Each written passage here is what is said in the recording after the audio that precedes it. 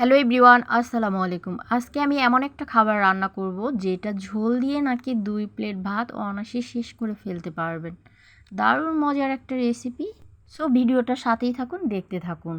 এইখানে আমি একটা কড়াইতে পর্যাপ্ত পরিমাণ তেল আর সাথে পেঁয়াজ কুচি দিয়ে একটু ভেজে নিচ্ছি। পেঁয়াজটা যখন একটু হালকা ভাজা হয়ে যাবে সামান্য একটু পানি দিয়ে দিলাম। এরপরে দিয়ে দিছি হাফ চামচ মরিচের গুঁড়ো, হাফ চামচ হলুদের গুঁড়ো, স্বাদ মতো লবণ, হাফ চামচ জিরা বাটা, হাফ চামচ ধনিয়া বাটা, আর দিয়ে দিব 3-4 চামচ পেঁয়াজ বাটা। এই রান্নাটাতে একটু পেঁয়াজের পরিমাণটা বেশি দিতে হবে, এতে করে খাবার টেস্টটা অনেক ভালো আসবে।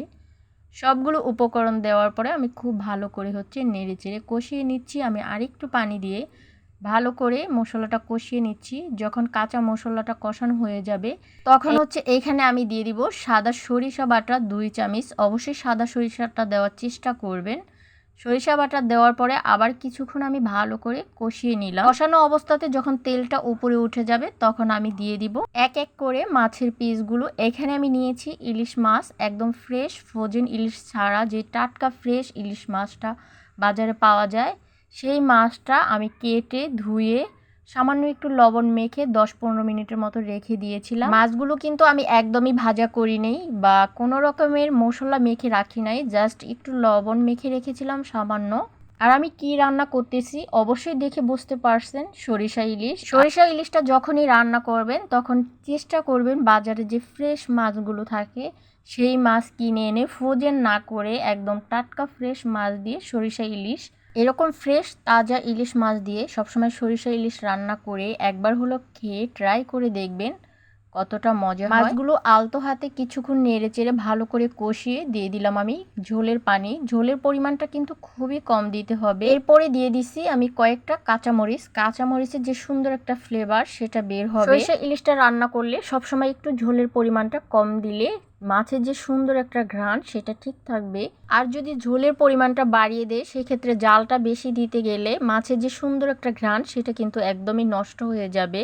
যাই হোক, আমি আলতো হাতে নেড়ে চেড়ে মাছটা ফাইনালি সুন্দর করে আমি রান্না করে নিয়েছি। আমি কিন্তু বারবার চামচ দিয়ে নাড়ি নেই, ঝাঁকড়ি ঝাঁকড়ি আমি নেড়ে তারপর রান্না করে নিয়েছি। ফাইনালি রান্নাটা শেষ হয়ে গেছে, আমি নামিয়ে নিয়েছি। এখন একটু আমি পরিবেশন করে আপনাদেরকে দেখাচ্ছি এটা কতটা লোভনীয় হয়েছে, ঝোলটা কতটা লোভনীয় হয়েছে। এভাবে একবার হলেও একদম ফ্রেশ টাটকা ইলিশ মাছ দিয়ে সরিষা ইলিশ রান্না করে খেয়ে দেখবেন।